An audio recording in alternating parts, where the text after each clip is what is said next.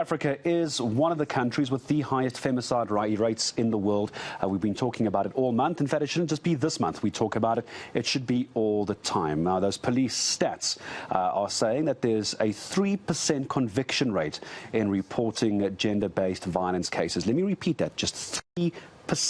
So what exactly is the problem? What is the problem when it comes to securing convictions? Well, to discuss this, Seehaam Samaai, director at the Women's Legal Centre, joining us from Cape Town as well this morning. Seehaam, good morning to you. Thank you very much for your time. We've just been hearing with Nubusuthu, one of the friends of a victim from a couple of years ago, Uyanene, still very well known as a result of GBV movements in this country, saying nothing has really changed. What we need is convictions. And it seems like we just aren't getting them. Why do you think that is?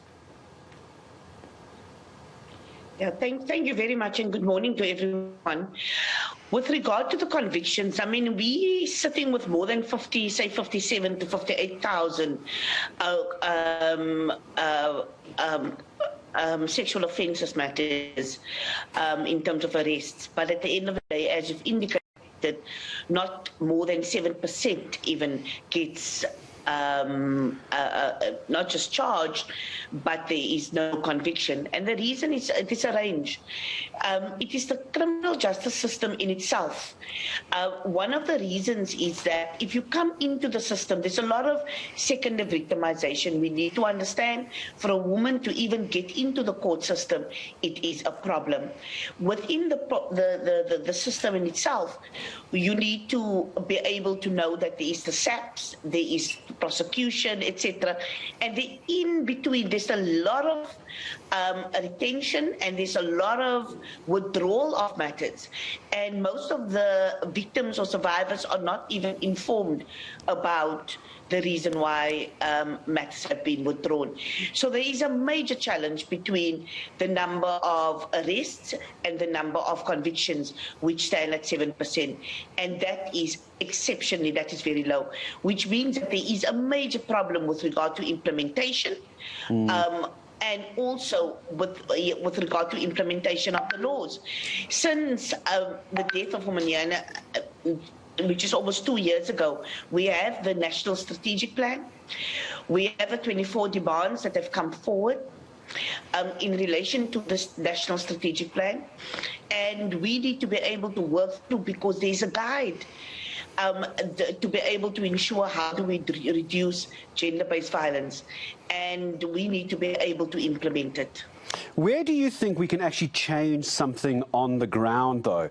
Seehaam, when we talk about there's an issue between the arrests and the prosecution, there must be something in the middle that we can do, A, to stop the second victimization of victims, and also to ensure that there are more convictions as well. What do we need to do on the ground? Is it an issue at a physical police station that we have to deal with, or is it bigger than that? Well, I mean, it's the entire criminal justice system. Remember, it's the Justice Crime Prevention Cluster. What we do need is that for SAPs to be sensitive, to be able to do proper investigations. Then you need to move to the prosecution that needs to give reasons for when they withdraw matters. And some of the challenges that we're sitting with is that with sexual offences, normally, I mean, the matters that don't get attention is the ones where there's no blood, there is no violence, explicit violence. But we need to know, how do we assist those where the sexual offense hasn't been done in that particular matter? And we need to be able to sensitize the prosecution in relation to that too. And so how do we not just litigate, but how do we ensure there's convictions in relation to those matters? Last 30 seconds I have with you, Seehaam. Do you think that the President is doing enough about the issue of GBV, especially in Women's Month? Do you think, as a male, he has a real understanding of how to deal with this and make it better? No, I don't think that the state is doing enough. There needs to be appropriate budgets that is attached to the National Strategic Plan.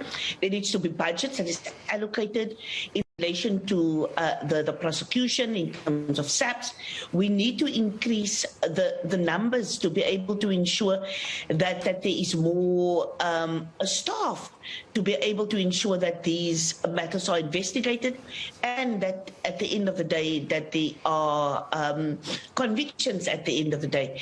So we need to be able to the austerity in relation to, non-appointment of staff, etc., it needs to stop.